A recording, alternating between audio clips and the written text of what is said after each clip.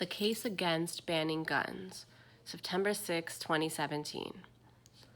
In wake of massacres like the Las Vegas mass shooting, many Americans demand gun control. This instinct is undeniable, but that doesn't mean that such initiatives will be effective beyond the margins. So what should we do instead?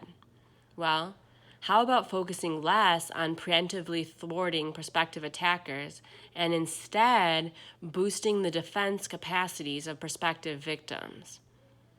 There's no doubt that Stephen Paddock was a gun nut. Police found 23 firearms in his hotel and 19 more in his home. Even more chillingly, he converted his semi-automatic rifles that only shoot once the trigger is pulled to something resembling automatic guns that shoot multiple times by using a bump stock, a device that uses recoil energy of the gun to partially reload.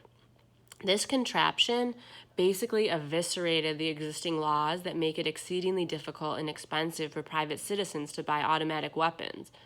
All of this is boosting calls for more tough, stringent gun regulations, especially since Paddock, who had no history of mental illness or crime, would have cleared every background check.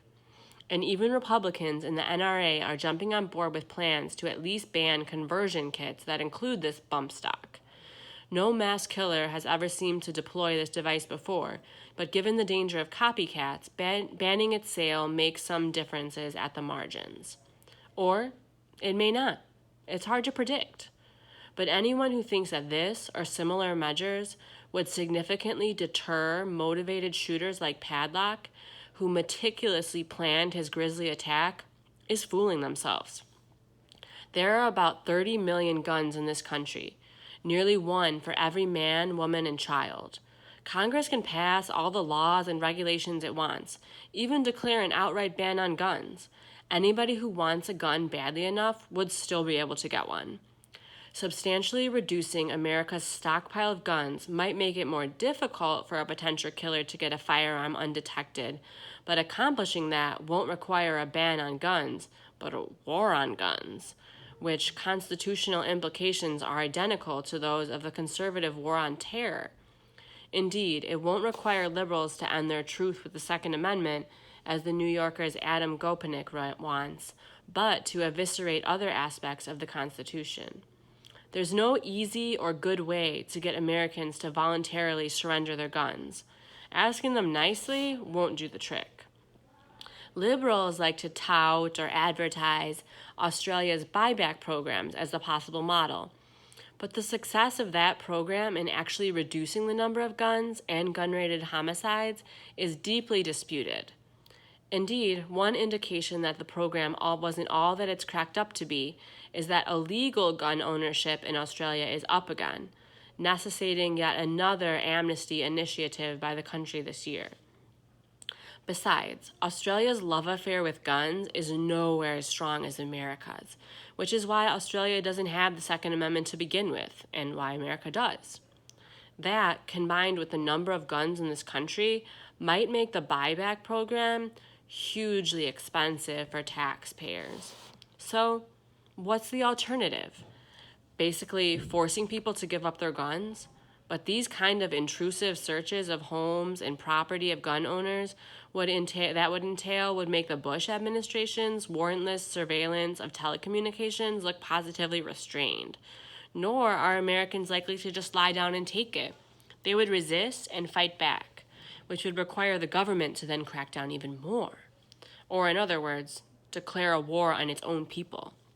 No matter how much liberals want a gun-free paradise, they simply can't wash away a deeply entrenched gun culture.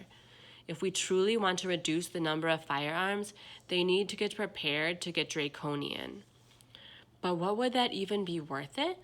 I'm highly skeptical that reducing the number of guns will actually result in fewer mass killings. Paddock took 59 lives, including his own. But look at the worst mass murders in modern American history, 9/11, in which thousands were killed by hijacked airplanes crashing into buildings, the 1995 Oklahoma City bombings that killed 168 people with homemade bomb in a truck.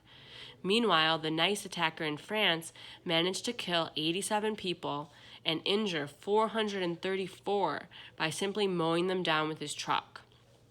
The grim lesson is this: there's nothing we can do to completely stop all killers at all times. The possibilities for mayhem are infinite. A society's means to stop them are small, finite. Psychotics and terrorists will always find a way to exploit the cracks. No government can create an entirely foolproof system. So, what can be done? We can employ modest firearm restrictions that can be enforced, sure, but also encourage private entities to step up their own lines of defense. It's really quite amazing that Paddock could sneak in so much weapons and install security cameras in his room to monitor police activity outside, completely undetected by the hotel he was in, Mandalay Bay. As I have written previously, that kind of thing would never happen in my home country of India, where the 2011 Mumbai attack, every hotel runs every car, every piece of luggage, and every handbag through a metal detector. The same is true for movie theaters and malls. Neighborhoods have installed their own private guards. One reason that Indians are taking security into their own hands is that their government is so inept that Indians have no illusions that this government is going to protect them. But even where the government is more functional, we can't be omnipresent. We can't be everywhere at once and protect everyone from every single threat.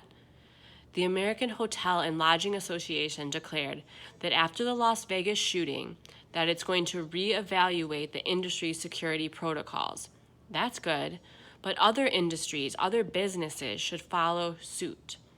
The only way that killers like Paddock, or Islamic terrorists for that matter, have a prayer of being stopped is if we fundamentally rethink our security strategy and build millions of points of resistance.